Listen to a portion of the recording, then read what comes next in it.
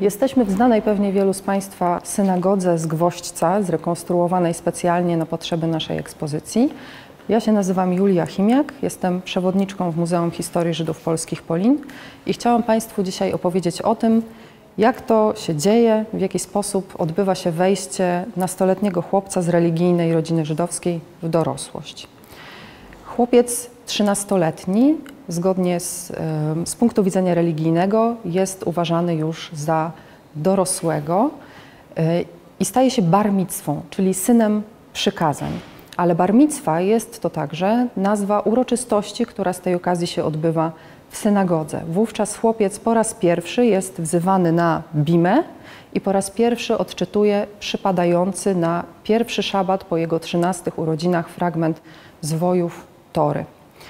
Chłopiec staje się tym samym odpowiedzialny za swoje czyny i to jest to wejście w dorosłość. Za jego czyny przestaje odpowiadać ojciec. Od tej pory chłopiec jest zobowiązany do tego, żeby przestrzegać wynikających z Tory 613 nakazów i zakazów. I z tej okazji potem odbywa się przyjęcie, uroczysty poczęstunek i chłopiec dostaje prezenty, takie jak tałez, szal modlitewny i tefilin. Tefilin to są takie pudełeczka skórzane, mogą być też metalowe, różnych rozmiarów, wykonane ze skóry koszernego zwierzęcia, które rzemykami przymocowuje się do lewego przedramienia i do czoła. I religijni Żydzi są zobowiązani to robić do każdej porannej modlitwy w dzień powszedni. I po raz pierwszy właśnie chłopiec z religijnej rodziny może to zrobić po ukończeniu 13 roku życia. Dlatego bardzo często dostaje takie tefilin, czy inaczej filakterię w prezencie.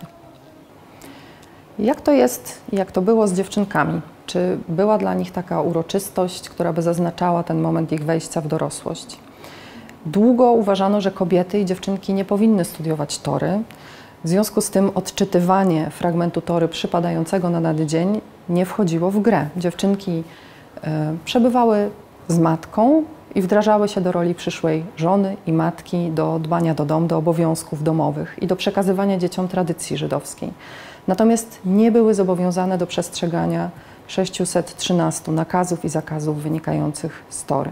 Podejście do tego, w jaki sposób obchodzić ten moment wejścia dziewczynki w dorosłość, za taki moment uważa się moment, w którym dziewczynka dostaje pierwszej menstruacji. To jest zazwyczaj w okolicach 12 roku życia. Zaczęło się zmieniać pod koniec XIX wieku i wtedy coraz częściej organizowano takie uroczystości, a dzisiaj w judaizmie reformowanym i w judaizmie konserwatywnym bardzo często dla dziewczynek też organizuje się takie przyjęcia, uroczystości, a w synagodze reformowanej dziewczynki, tak samo jak chłopcy, mogą odczytać przypadający na dany dzień fragment Tory. To się też odbywa z reguły w pierwszą sobotę po 12 urodzinach i potem wszyscy, tak samo jak u chłopców, zapraszani są na przyjęcie. Także bardzo wiele się zmieniło od końca XIX wieku aż do dzisiaj.